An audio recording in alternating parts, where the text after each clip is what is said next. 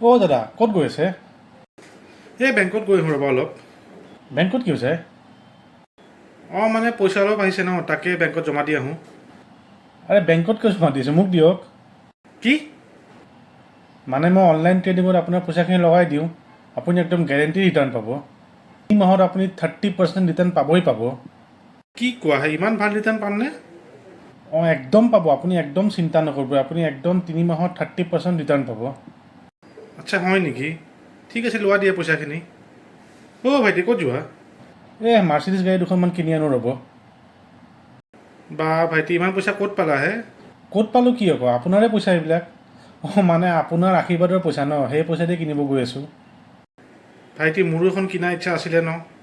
আপোনাৰো হ'ব, চিন্তা নকৰিব। আপুনি একদম ভালমতে কষ্ট কৰক, কষ্ট কৰি পইচা কামাওক আৰু পইচাখিনি আপুনি মোক দি দিয়ক। মোৰ দুখনমান গাড়ী আহি যাব। মানে আপোনাক ৰিটাৰ্ণ দিম ন, আপোনাৰো হ'ব, চিন্তা নকৰিব।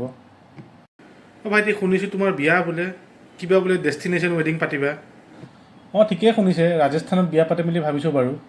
বাপৰে ইমান দূৰত যে, ইয়াতে অসমতে নাপাতা কিয়?